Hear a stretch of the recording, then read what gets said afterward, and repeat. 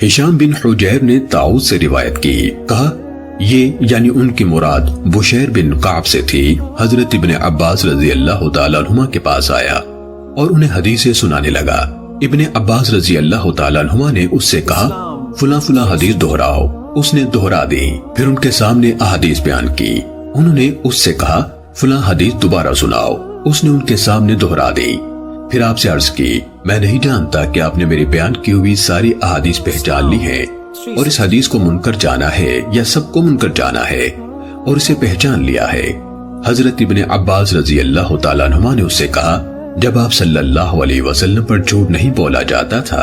ہم رسول اللہ صلی اللہ علیہ وسلم سے احادیث بیان کرتے تھے، پھر جب لوگ ہر مشکل اور آسان سواری پر سوار ہونے لگے یعنی بلا تمیز صحیح و ضعیف روایت بیان کرنے لگے تو ہم نے براہ راست آپ صلی اللہ علیہ وسلم سے حدیث بیان کرنا ترک کر دیا۔ صحیح مسلم حدیث نمبر 19۔ محمد بن رافع، عبد الرزاق ابن طاؤس کے بیٹے نے اپنے والد طاؤس سے، انہوں نے حضرت ابن عباس رضی اللہ عنہما سے روایت کی، انہوں نے کہا ہم رسول اللہ صلی اللہ علیہ وآلہ وسلم کی احادیث حفظ کرتے تھے اور رسول اللہ صلی اللہ علیہ وآلہ وسلم سے مروی حدیث کی حفاظت کی جاتی تھی، مگر جب سے تم لوگوں نے بغیر تمیز کے ہر مشکل اور آسان پر سواری شروع کر دی تو یہ معاملہ دور ہو گیا، یعنی یہ بعید ہو گیا کہ ہماری طرح کے محتاط لوگ اس طرح بیان کردہ احادیث کو قبول کریں پھر یاد رکھیں۔ صحیح مسلم حدیث نمبر 20۔ مجاہد سے روایت ہے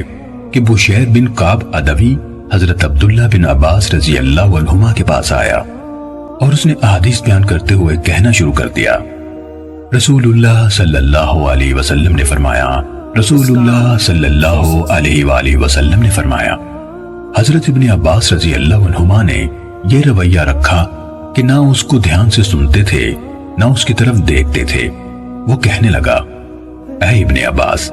میرے ساتھ کیا معاملہ ہے؟ مجھے نظر نہیں آتا کہ آپ میری بیان کردہ حدیث سن رہے ہیں، میں آپ کو رسول اللہ صلی اللہ علیہ وآلہ وسلم سے حدیث سنا رہا ہوں اور آپ سنتے ہی نہیں۔ حضرت ابن عباس رضی اللہ عنہ نے فرمایا ایک وقت ایسا تھا کہ جب ہم کسی کو یہ کہتے سنتے رسول اللہ صلی اللہ علیہ وسلم نے فرمایا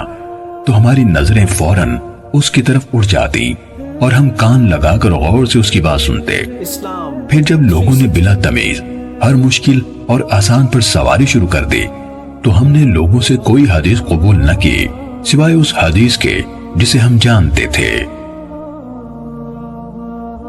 صحیح مسلم حدیث نمبر 21۔